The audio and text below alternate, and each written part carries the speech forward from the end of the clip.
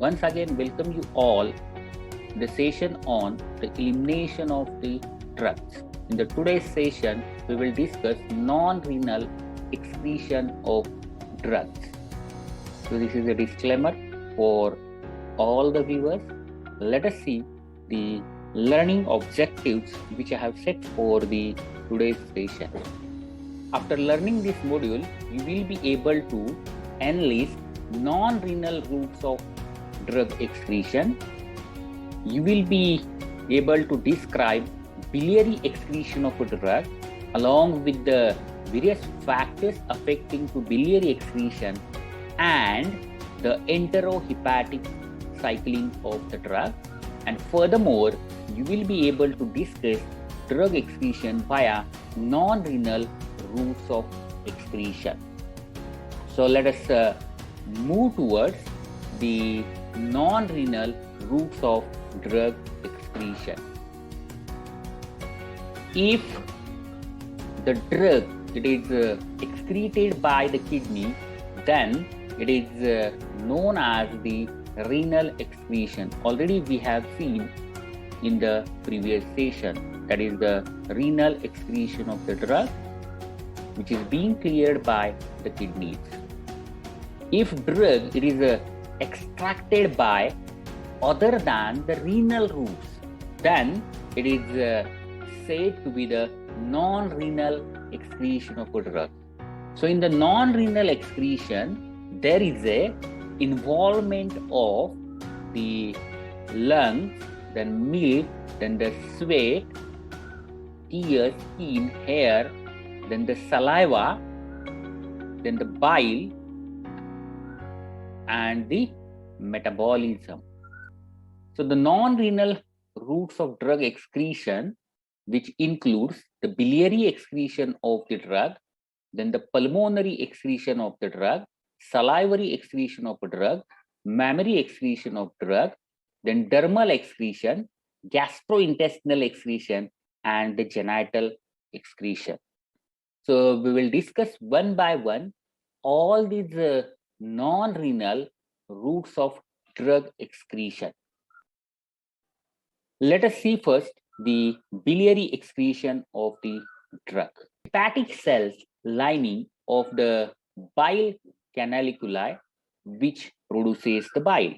So here in the liver, the hepatic cell lining of the bile canaliculi which produces the bile, and it is stored in the gallbladder, and furthermore it is secreted into the small intestine.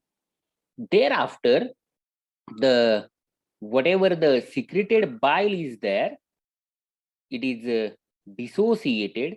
If it is free, again it is going to be reabsorbed back into the liver, and furthermore it is going to be stored into the secreted and stored into the gallbladder for the further secretion. So the production and the secretion of bile, it is an active process. So whatever the bile which is secreted, it is what its production as well as secretion, it is the active process. It is not a passive process. Bile secreted from liver and stored in the gallbladder. So whatever secreted bile, it is going to be stored into the gallbladder. In humans, the bile flow rate is 0.5 to 1 ml per minute. So whatever the flow rate of these biliary secretions, it is 0.5 to 1 ml per minute. And the role of bile is the digestion and the absorption of fat. If the food rich with the fats, that will promote the secretion of bile and furthermore alters the absorption as well as the excretion of the drugs. 90% of secreted bile acid, it is absorbed back and transported to liver for the resecretion, and only the 10% it is going to be excreted in the fecal matter. As there is an involvement of the carriers for the secretion of bile. So process becomes a capacity limited and it is going to be saturated. That is one of the important things which needs to be considered in the case of biliary excretion of the drug. Different transport mechanisms which are exist for the secretion of the organic acids, organic bases, or the neutral polar compound. Different, as I have said, that there is a involvement of the active process for the secretion of bile. It indicates that the process is the capacity limited, it is going to be saturated, and there are the different mechanisms which are exist for the secretion of the organic acids, organic bases, and the neutral polar compounds. If the biliary concentration of drug it is less than plasma, suppose that the concentration of a drug in the biliary secretions it is less than that of the plasma, then such a drug shows the low biliary clearance, as the concentration is very low. And in some cases, the bile to plasma concentration ratio of a drug it is a 1000 and biliary clearance value is high. It may be more than that of the 500 ml per minute. There are various factors which are going to affect the biliary excretion of the drug. That is the physicochemical properties of the drug, then the nature of biotransformation process, and the miscellaneous factors. Very first one, that is the physicochemical factors. In the physicochemical factors, we are going to discuss only the molecular weight and the polarity, because these two parameters are very important. In the case of renal excretion of a drug, the drugs which are having the molecular weight less than 300 to 500 Dalton, they are going to be excreted. In the case of biliary excretion of the drug, if the drug is having a molecular weight greater than 500 Dalton, which promotes the excretion of a drug through the bile. And the second important parameter, that is the polarity. If the drug is having the greater polarity, there will be the better excretion. As you know that the metabolites of the compounds have the greater polarity, as there is a conversion of the complex form into the simple form with the increased polarity, and these drugs along with the conjugates, they are going to be excreted through the bile, actively excreted through the bile. Non-ionic compounds should have the greater polarity, then and then only they are going to be excreted through the bile. For example, cardiac glycoside. The physicochemical properties of the drug which are going to affect the biliary excretion of a drug, that is the molecular weight and the polarity. If the molecular weight is of the drug, it is a 500 Dalton or more than that, such drugs are going to be excreted through the biliary excretion. And if the drug is having the high polarity, such drugs are also going to be excreted well through the biliary excretion of the drug. Let us see the nature of biotransformation process, because there are so many phase 2 pathways are there and which are responsible for the metabolism of drug. And this phase 2 transformation, they are going to increase the molecular weight of the drug. So the biotransformation increases the polarity as well as the molecular weight of a drug, and that will favor the biliary excretion of the drug. Means the polarity and the molecular weight, and biotransformation increases the polarity as well as the molecular weight. For example, glucuronidation and the conjugation with the glutathione increases molecular weight of a drug by 176 and 300 Dalton respectively. That is, a glucuronidation increases the molecular weight by 176, and the conjugation with the glutathione increase the molecular weight of a drug by 300 Dalton, and that will promote the biliary excretion of the drug. That is, these are the conjugates. For example, the drugs which are going to be excreted via biliary excretion, like morphine, chloramphenicol, and the indomethacin.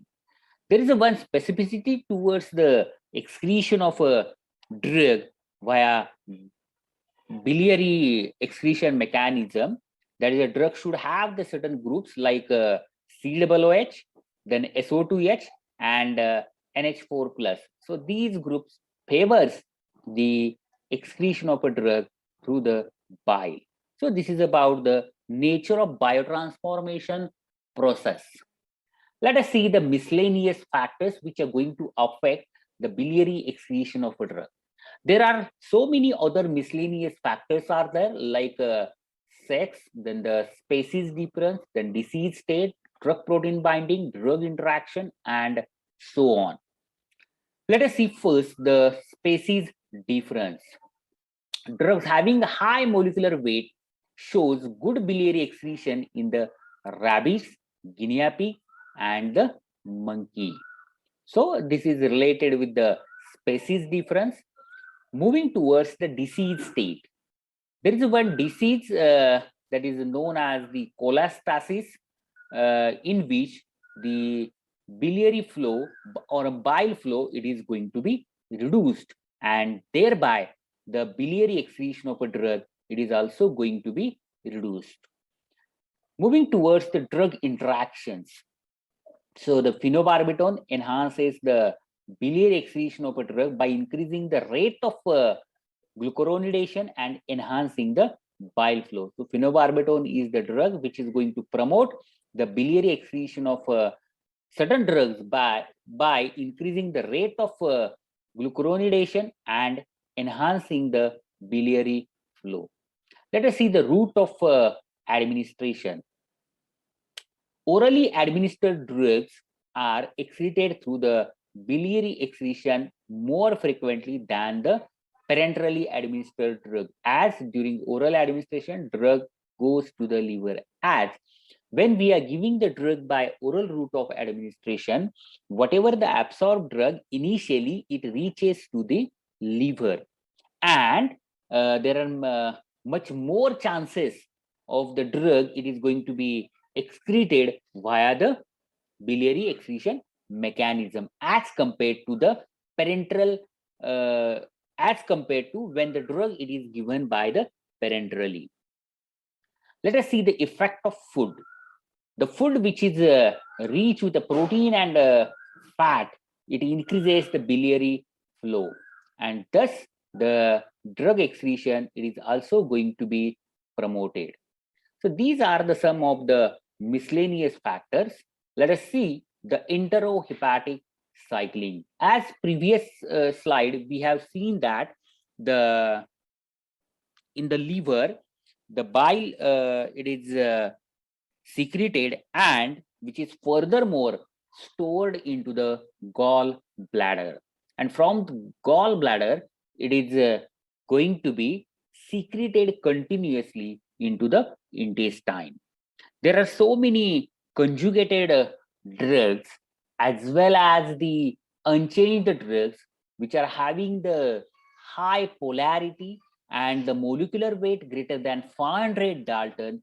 They are going to be secreted into the along with the bile into the intestine, right?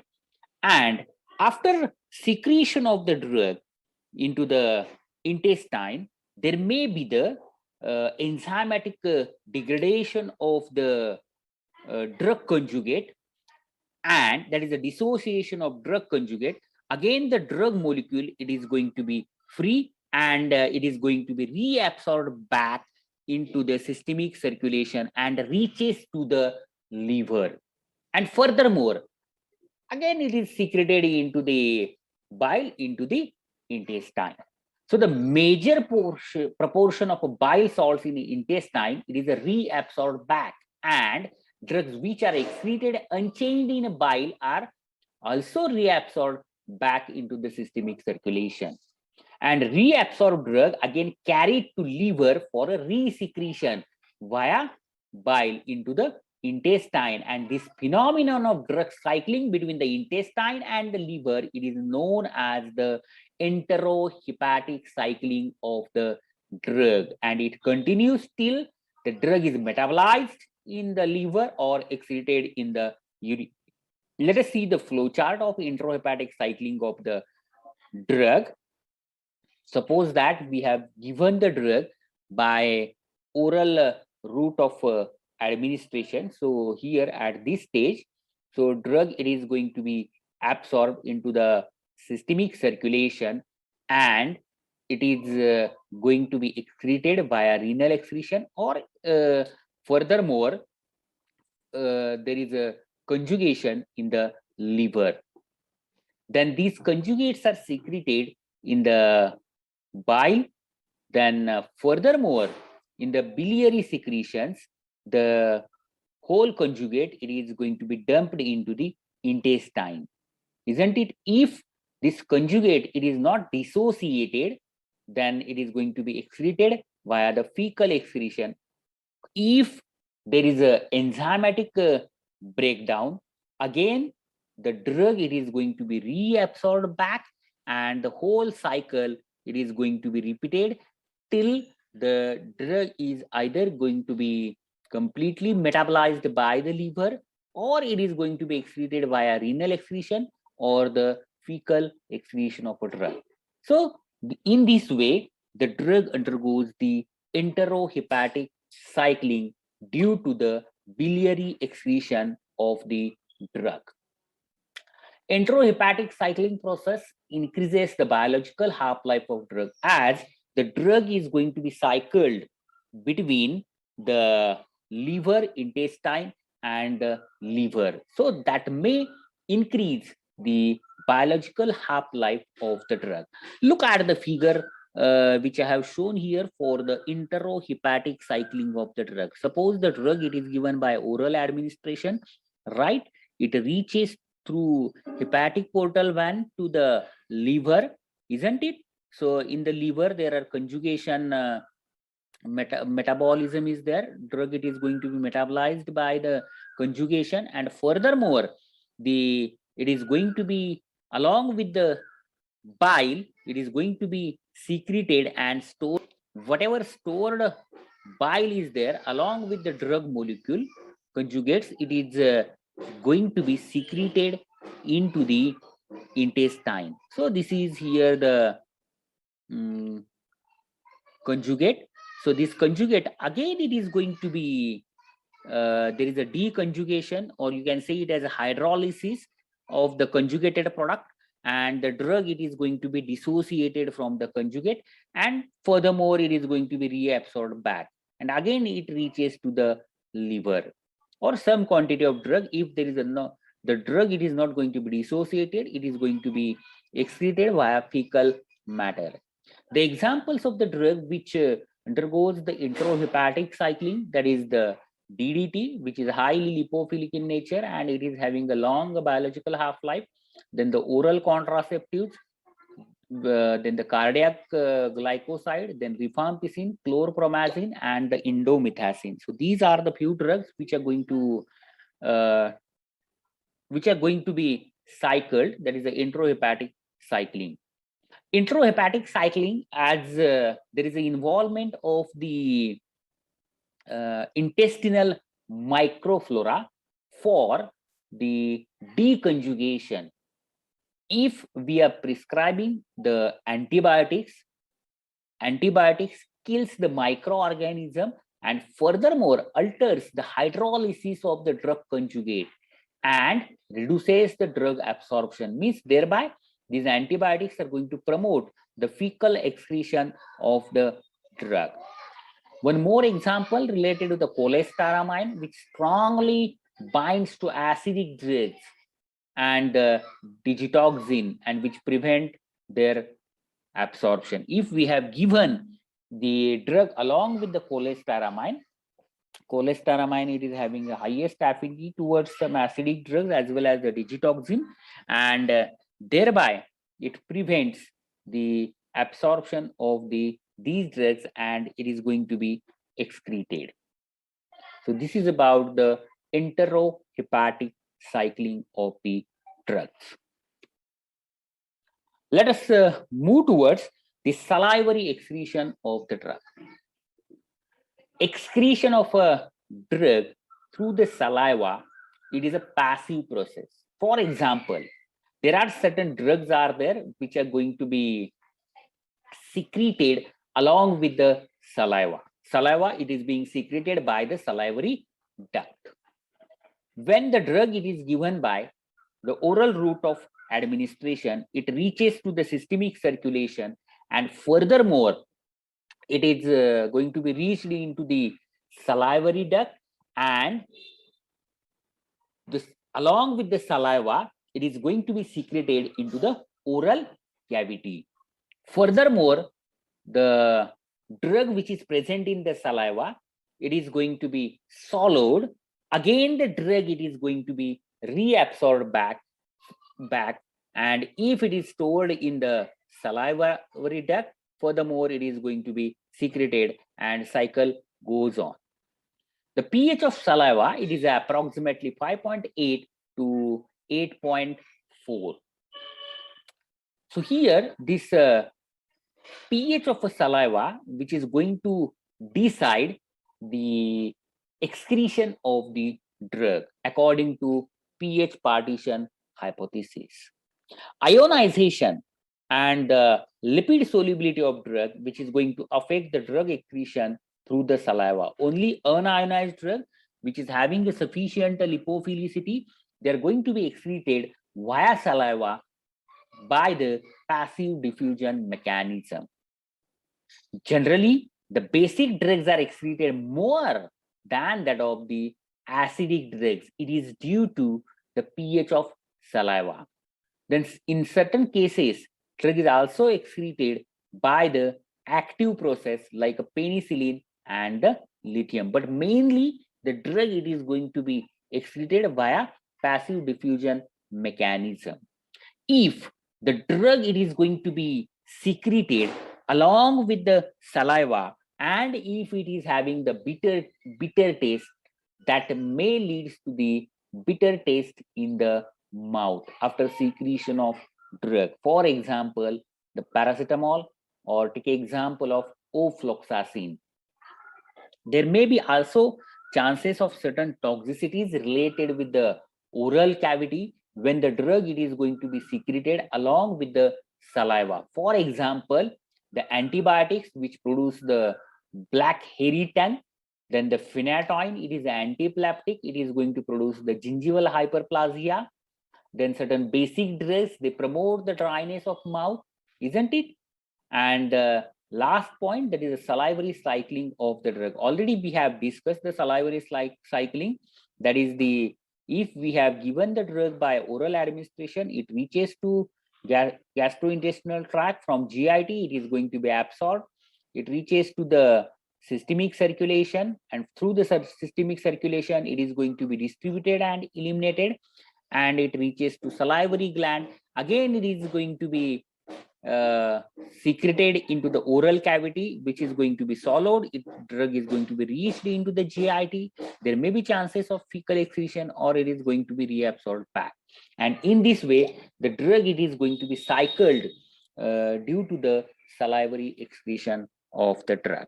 If the drug it is going to be excreted via saliva, that may leads to the change in the taste in the mouth. So this is about the salivary excretion of the drugs. Let us see the mammary excretion of a drug. There are certain drugs are there which are going to be excreted via milk. Drugs are going to be reached into the infants via breastfeeding mother, and that may lead to the toxicities, as the milk comprises the lactic secretions originating from the extracellular fluid, and it is rich with the fats and proteins. So the total milk secretion per day, it is a 0.5 to 1 liter. So excretion of a drug via milk, it is a passive process, and it is depend on the certain Physicochemical properties of the drug like pH partition, molecular weight, lipid solubility, and the degree of ionization. As the pH of milk, it is approximately 6.4 to 7.4, and the drugs which are free, unionized, lipid soluble, which are going to be diffused into the mammary alveolar cells passively and which reaches into the infant. Weakly basic drugs accumulated into the milk more than that of the acidic drugs. The extent of drug excreted in the milk, it is comparatively very less, as the drug it is going to be distributed all over the body, and this only small fraction of drug it is going to be reached into the milk, and the same quantity which reaches to the infant. But in certain cases, when the drugs are potent in nature, we are getting the toxicities to the infants, like barbiturates, morphine, ergotamine. They may induce the toxicities to the infant. There are certain examples, known examples, you can say, the drugs which are going to be excreted and leads to the toxicity to the infant. For example, the chloramphenicol, which produce the bone marrow suppression in the infants. Then polythiouracil, there is a suppression of a thyroid function, and the tetracycline, there is a permanent staining of infant teeth. So this is about the mammary excretion of a drug. The drug, it is being excreted by the passive process. The quantity of drug excreted via milk, it is very less, that is less than 1%. The drugs which are free, unionized, then lipid soluble, such drugs are going to be excreted via milk and reaches into the infant. The pH of milk, it is going to affect the excretion of a drug via milk. Let us move towards the pulmonary excretion of a drug. There are certain drugs are there which are insoluble in blood, or they are gaseous in nature. Such drugs are going to be excreted via lungs. So the gaseous drugs excreted by the pulmonary route, or you can say through the lungs. The factors which needs to be considered for the pulmonary excretion of a drug, like pulmonary blood flow, that is blood flow towards the lung. Then the rate of respiration, it is also going to affect the excretion, and the solubility of a non-volatile substance in the blood. The gaseous anesthetic like nitrous oxide, not soluble in the blood, and it is excreted rapidly through the lungs. The alcohol, it is having a high solubility in the blood and excreted slowly via the lungs. Means the solubility of a drug in the blood which decides the excretion of the drug via pulmonary route. So this is about the pulmonary excretion of the drug. Let us move towards the skin excretion. There are some drugs are there which are going to be excreted via sweat, and excretion via sweat which follows the pH partition hypothesis, because the pH of sweat that will decide its ionization and furthermore the excretion of the drug.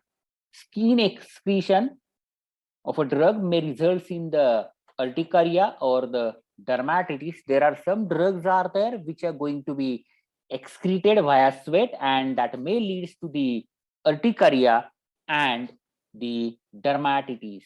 For example, the drug which are going to be excreted via skin, like benzoic acid, then salicylic acid, alcohol, antipyrine, lead, mercury, and the arsenic. So this is about the skin excretion.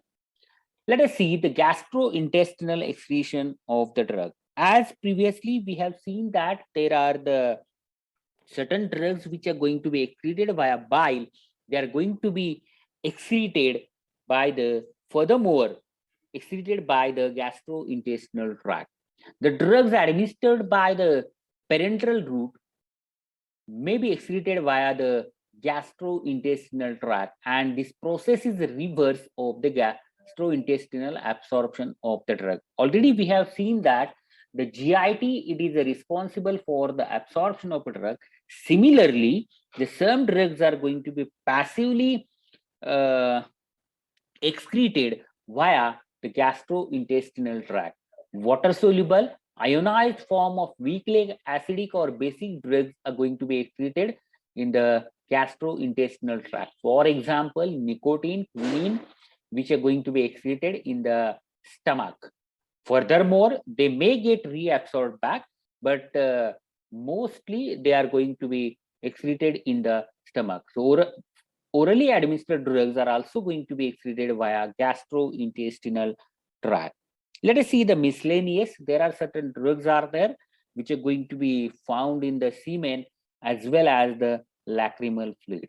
So herewith we have finished the non-renal excretion of the drug. Let us see the excretion pathway, transport mechanism, and the drug excreted.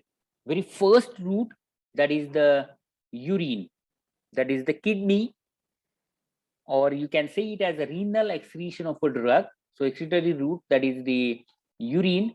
The mechanisms which are involved in the excretion of a drug via renal route, that is the glomerular filtration, active secretion, and active or passive reabsorption.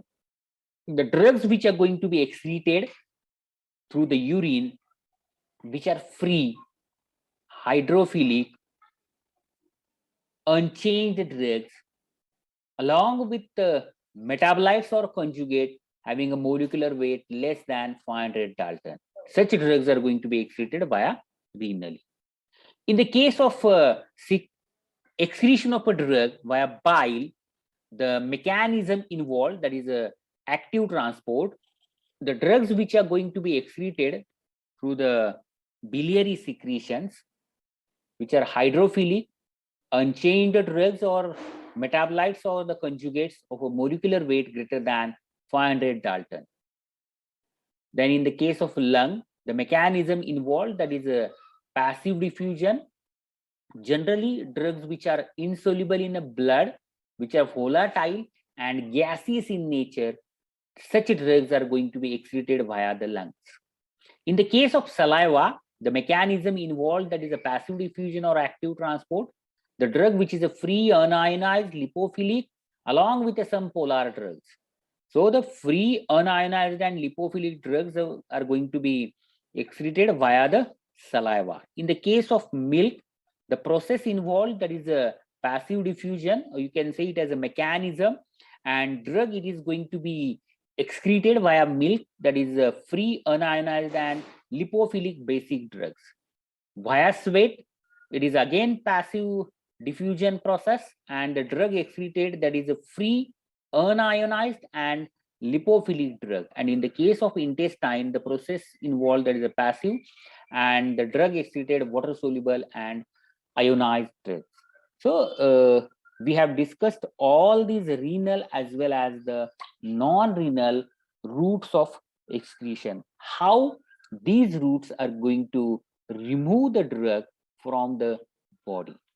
So this is about the non-renal excretion of the drugs. Let us see the summary. So in the today's session, we have discussed the non-renal routes of drug excretion, like biliary excretion of a drug. Furthermore, we have seen the factors affecting to biliary excretion and enterohepatic cycling of drug. We have seen the various mechanisms by which drug it is going to be excreted via non-renal routes of excretion. For example, pulmonary, then mammillary excretion, then the salivary excretion, then the excretion of drug through the skin, and so on. These are the few references which I have referred for the presentation. Thank you very much. So herewith we have finished the renal